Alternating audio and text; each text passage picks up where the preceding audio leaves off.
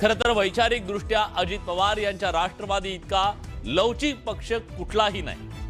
ते फुले शाहू आंबेडकरांचा विचार घेऊन हिंदुत्ववादी भाजपच्या सोबत संसार करू शकतात।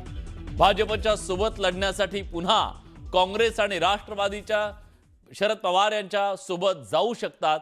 पुणे आणि पिंपरी चिंचवडमध्ये भाजपला आसमान दाखवण्यासाठी आता या अजित पवार यांच्या पक्षाने तिरकी चाल खेळायचा निर्णय घेतलाय का हा प्रश्न पडतोय। त्याचं कारण आहे पडद्यामागे गेल्या 48 तासात घडलेल्या अनेक गोष्टी। भाजपचा धक्का, दादांचा इरादा पक्का। अजित पवार घेणार भाजपला अंगावर। सुरुवात कुणी जर केली तर दुसराही गप्प बसत नाही असं म्हटलं जातं।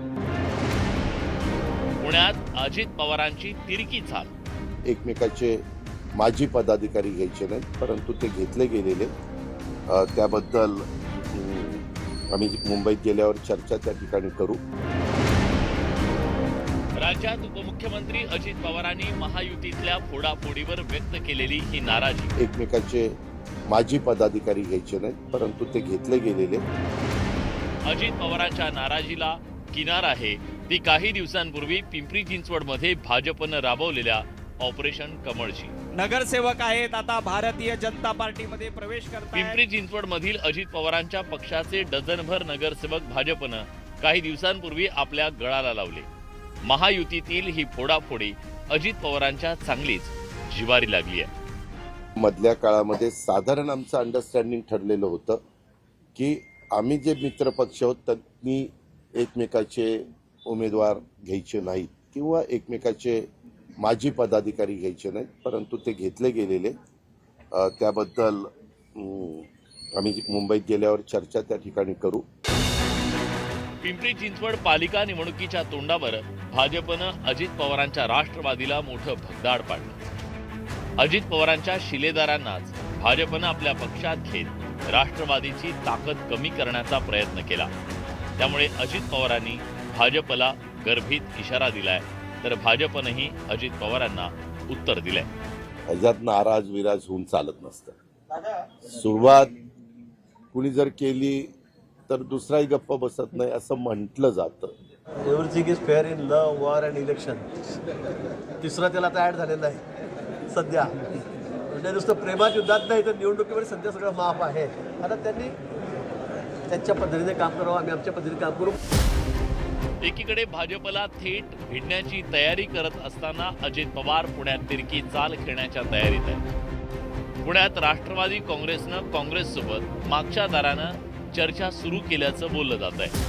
1 on 1 असं एक आव्हान उभं करू शकतात का? मताचा स्प्लिट किंवा मतं फुटणं किंवा मतांची विभागणी हा जो काही प्रकार आहे तो जर टाळता आला तर ते शक्य होतंय का अजित पवारांना हे पाहणं महत्त्वाचं आहे। मात्र एक नक्की भाजपला पुण्यामध्ये तगडं आव्हान द्यायची तयारी जी आहे ती अजित पवार यांनी चालवली आहे हे नक्की।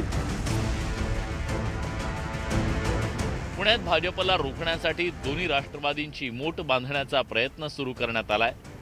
दोन्ही राष्ट्रवादीच्या युतीची चर्चा जोरात सुरू आहे। याच्यामध्ये दोन्ही राष्ट्रवादी काँग्रेस पार्टी ह्या एकत्र येणार अशा प्रकारच्या चर्चा वरिष्ठ लेवलला चालू आहेत आणि तशा प्रकारे त्या पद्धतीने काम चालू आहे। आणि सर्व उमेदवार जे आहेत महानगरपालिकेच्या निवडणुकीमध्ये जे उमेदवार आहेत किंवा दोन्ही राष्ट्रवादीचे कार्यकर्ते आहेत यांची मनोमन भावना गेल्या अनेक वर्षापासूनची की या दोन्ही राष्ट्रवादी एकत्र आल्या पाहिजेत। मताची विभागणी झाल्यानंतर निवडून येलेल्या उमेदवाराला अडचण येते।